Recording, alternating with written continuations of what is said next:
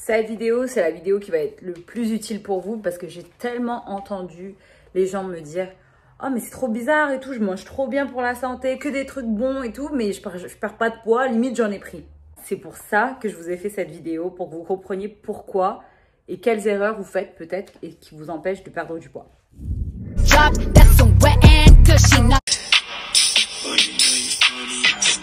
Numéro 1, huile d'olive, l'huile de coco, l'huile d'avocat, l'huile de colza, toutes ces bonnes huiles dont on fait, je sais pas, des éloges. Vous entendez tout le monde dire oui, cette huile c'est trop bon pour la santé, etc. C'est clair, je vous dirais pas le contraire, c'est des bonnes huiles. Cependant, si vous faites ça avec cette huile, autant prendre du beurre quoi. Simplement, il faut y aller mollo sur l'huile. Limite, moi, je cuisine presque avec pas d'huile parce que de toute façon, je cuisine à la vapeur, à l'eau ou au grill. Et même quand j'ai quelque chose à faire à la poêle, vraiment, je vais minimiser les quantités d'huile. Donc voilà, ça, c'est quelque chose dont il faut être au courant. Attention à l'huile. C'est très calorique. Deuxième, c'est attention à tout ce qui est amandes, noix de cajou, c'est ce que je préfère. Et tout ce qui est fruits secs. Et évidemment, toutes les beurres d'amandes, beurre de cacahuètes, etc. C'est extra calorique. Juste pour vous donner une idée, les gens qui veulent prendre du poids, on leur conseille en fait de manger ce genre d'aliments. Donc, évidemment, c'est très bon pour la santé, très bon pour la peau, pour les cheveux.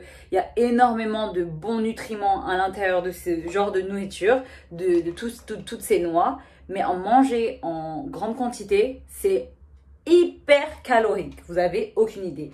Donc moi, je dirais ne pas dépasser 5 petites amandes par jour et basta. Et oubliez le beurre de cacao. Évidemment, ça va de même pour les céréales. Surtout les céréales soi-disant spécial K, vous voyez que ils disent que c'est super bon pour la santé et souvent c'est vrai, rempli de vitamines et de nutriments. Vous voyez mis ça bien en évidence sur les packages, mais évidemment ils vous disent pas que c'est extra calorique. Et généralement ils mettent beaucoup de sucre pour que ça soit bon, donc voilà, faites très attention à tous ces céréales.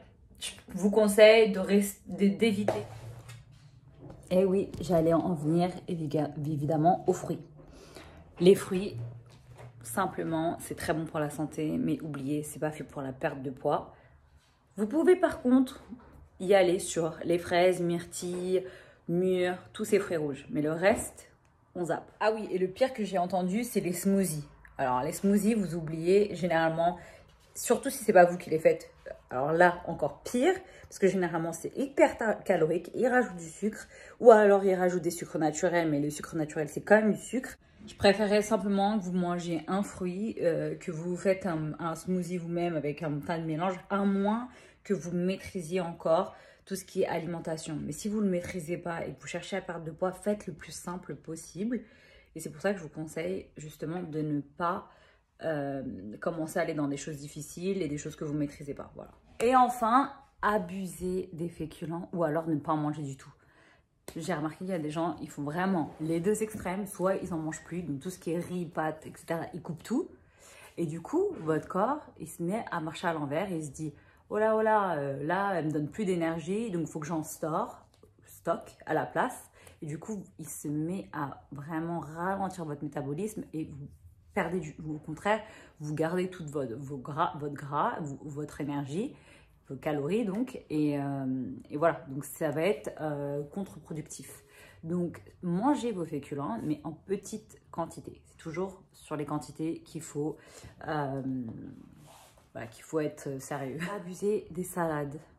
Alors, toutes les salades ne sont pas des bonnes salades pour la perte du poids. Donc, par exemple, la salade César, c'est vraiment l'exemple type.